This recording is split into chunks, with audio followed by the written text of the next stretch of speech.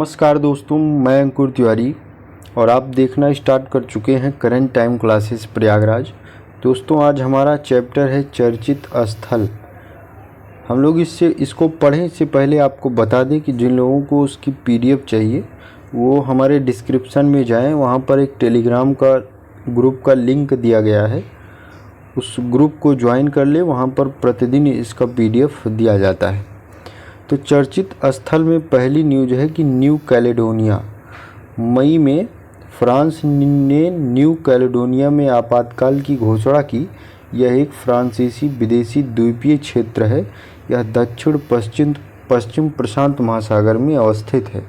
इसकी सीमाएं Australia, Fiji, New Zealand, Papua New Guinea, Vanuatu से लगती है। मतलब ये ऑस्ट्रेलिया है, न्यूजीलैंड है, तो यहीं कहीं पर ये द्वीप है।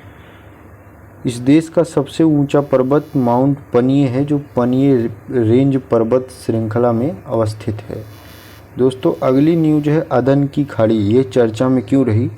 तो अदन की खाड़ी में समुद्री डाकुओं के बार बार हमले से सोमालियाई समुद्री डकैती को बढ़ने को लेकर चिंताएं बढ़ गई।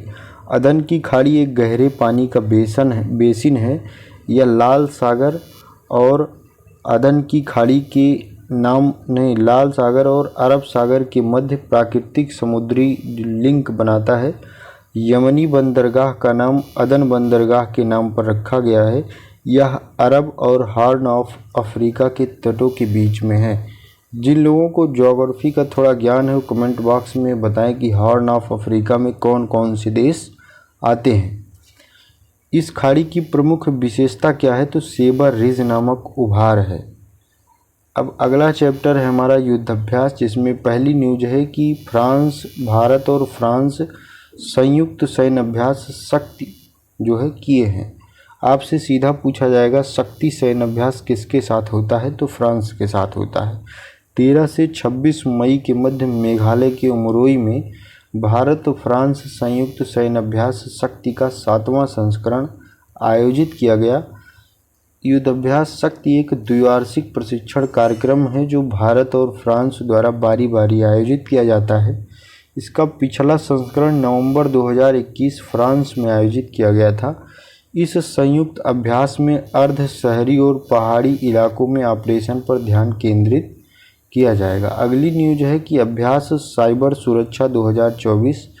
तो chief of defence staff Anil Chauhan ने अभ्यास साइबर सुरक्षा 2024 में भाग लिया।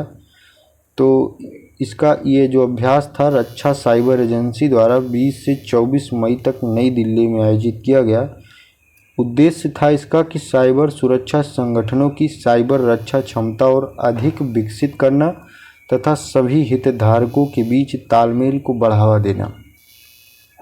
आगे बढ़ें तो अभ्यास सुरक्षा 2024 का लक्ष्य प्रतिभागियों को उनके साइबर रक्षा कौशल, तकनीक और क्षमताओं को बढ़ाकर सशक्त करना था।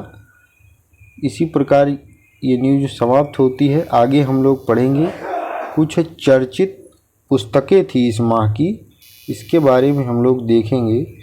तो इसको थोड़ा जूम कर लेता हूँ, अब देखेंगे।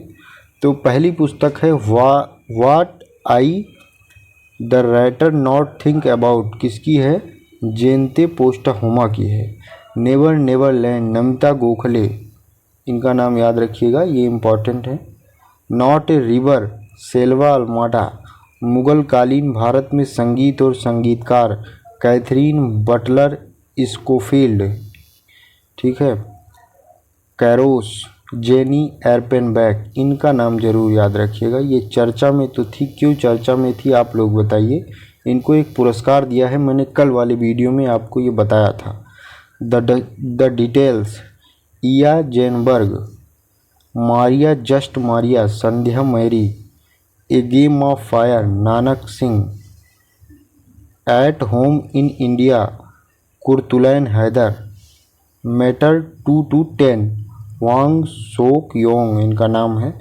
India's nuclear titans, Saumya Awasthi और Shravana Baruah. The winner's mindset, Shane Watson की रचना है। Echoes of enlightenment, IGNCH journey into Buddhism, Mayank Shekhar की रचना है। इसमें से सब तो याद नहीं होगा, लेकिन कुछ को आपको याद रखना, जैसे ये नमिता गोखले वाली याद रखिएगा और ये जेनी एर्पेनबैक वाली याद रखिएगा। ये दो तो बहुत इम्पॉर्टेंट है।